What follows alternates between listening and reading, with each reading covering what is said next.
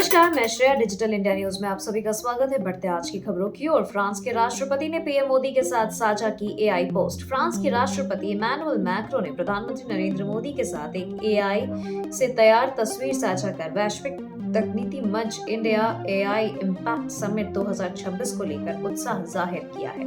Macro ने social media पर post करते हुए लिखा, जब दोस्त जुड़ते हैं तो नवाचार अपने आप जन्म लेते हैं। एआई इम्पैक्ट समिट के लिए तैयार। अमेरिका चीन पर निर्भर नहीं रहना हमारी प्राथमिकता। फ्रांस के राष्ट्रपति मैक्रो का बड़ा बयान। फ्रांस के राष्ट्रपति इमैनुअल मैक्रो ने कहा कि भारत और फ्रांस साथ ही यूरोप तकनीकी और डिजिटल क्षेत्र में किसी भी देश विशेष जैसे अमेरिका या चीन पर पूरी तरह निर्भर नहीं रहना चाहते। मैक्रो ने जोर देकर कहा कि उन्हें एक विस्तृत और समावेशी तकनीकी मॉडल चाहिए जिसमें दोनों देश वैश्विक समाधान का हिस्सा बने।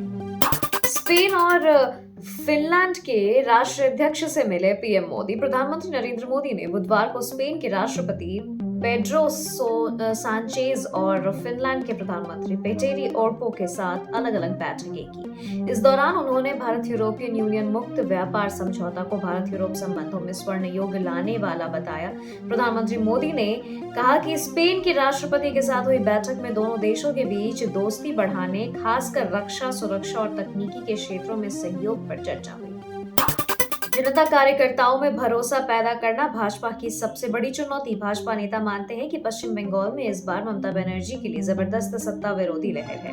उनके अनुसार टीएमसी के कार्यकर्ता आंखट भ्रष्टाचार में डूबे हुए हैं और कटमनी के बिना लोगों के कमी नहीं हो रहे हैं, लोगों के काम नहीं हो रहे। इससे जनता में ममता बनर्जी सरकार के लिए गहरा आक्रोश है।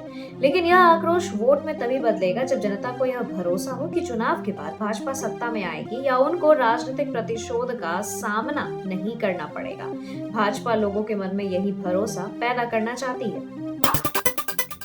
मणिशंकर अय्यर के निशाने पर फिर आए कांग्रेस सांसद। कांग्रेस के वरिष्ठ नेता मणिशंकर अय्यर ने बुधवार को कहा कि वह गांधीवादी, नेहरूवादी और राजीववादी हैं, लेकिन राहुलवादी नहीं है, क्योंकि राहुल गांधी उनसे उम्र में बहुत छोटे हैं और राजनीतिक जीवन में भी उनसे बहुत दूर है। अय्यर ने कहा कि उन्होंने खुद को इंदिरावादी नहीं कहा क्योंकि वह इंदिरा गांधी द्वारा आपातकाल की घोषणा करके हमारे लोकतंत्र को तानाशाही में बदलने के कदम से पूरी तरह असहमत थे, भले ही यह आपातकाल केवल 18 महीनों के लिए ही क्यों न रहा हो। बिहार में शराबबंदी फेल, खुलेआम हो रही होम डिलीवरी। जीतन राम मांझी ने फिर उठाए सवाल। गया पहुंचे जीतन राम मांझी ने मीडिया से बातचीत के दौरान कहा कि शराबबंदी से बिहार सरकार को काफी आर्थिक क्षति हो रही है। इस पर मुख्यमंत्री नीतीश कुमार को सोचना चाहिए। राज्य में शराबबंदी तो हो नहीं पा रही है, शराब की होम डिलीवरी हो रही है। बाहर से शराब बिहार पहुंच रही है, ऐसे में जनता का पैसा तो बाहर जा ही रहा है। इस पर सरकार को विचार करना चाहिए। बेतिया राज की जमीनों के लिए नई नियमावली लाएगी सरकार। बिहार विधान परिषद में बेतिया राज की जमीनों का मामला उठा है। विधान पार्षद सौरभ कुमार ने पूछा कि 1952 से जब भी बेतिया राज की जमीन बेचा और खरीदा गया तो किस आधार पर सरकार वसूली करती थी। जब बेतिया राज की जमीनें बिहार सरकार की थी ही नहीं तो किस आधार पर रसीद कटता था और माल गुजारी ली जाती थी। इस पर राजस्व एवं भूमि सुधार के मंत्री ने जवाब दिया है। यूपी सरकार का कौशल कॉल सेंटर शुरू। युवाओं को रोजगार के अवसरों से सीधा जोड़ने के लिए कौशल विकास एवं उद्यमशीलता राज्य मंत्री कपिल देव अग्रवाल ने बुधवार को उत्तर प्रदेश कौशल विकास मिशन मुख्यालय में कौशल कॉल सेंटर का शुभारंभ किया। इस अवसर पर मंत्री ने कॉल सेंटर के माध्यम से पूर्व में प्रशिक्षित एक छात्र से फोन पर सीधा संवाद कर उनसे अनुभवों की जानकारी ली और उज्जवल भविष्य के लिए शुभकामनाएं दी। मथुरा में बाबा रामदेव बोले, राम और कृष्ण का है ये देश। यूपी के मथुरा में योग गुरु बाबा रामदेव ने बुधवार को कहा कि ये देश भगवान राम, कृष्ण और हनुमान का है। बाबर का देश नहीं है। जो बाबर की बात करेगा वह बर्बाद हो जाएगा। दरअसल रमन रेती आश्रम में कृष्ण गोपाल जयंती का 55वां वार्षिक महोत्सव श्रद्धा, भक्ति और अध्यात्म के विराट संगम के रूप में मनाया जा रहा है।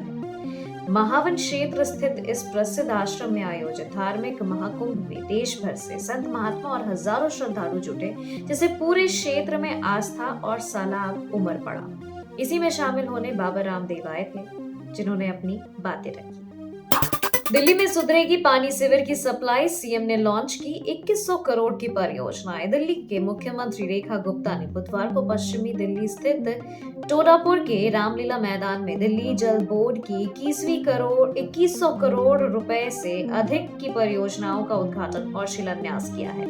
इस अवसर पर मुख्यमंत्री ने कहा कि बेहतर जल प्रबंधन व्यवस्था बनाना विकसित दिल्ली के लक्ष्य के लिए बहुत जरूरी है। उन्होंने अधिकारियों को निर्देश दिए कि सभी परियोजनाएं तय समय सीमा पर पूरी हो ताकि लोगों को जल्द फायदा मिल सके। खबरों के सिलसिलों में फिलहाल इतना ही। बने रहे डिजिटल इंडिया न्यूज के साथ। नमस्कार।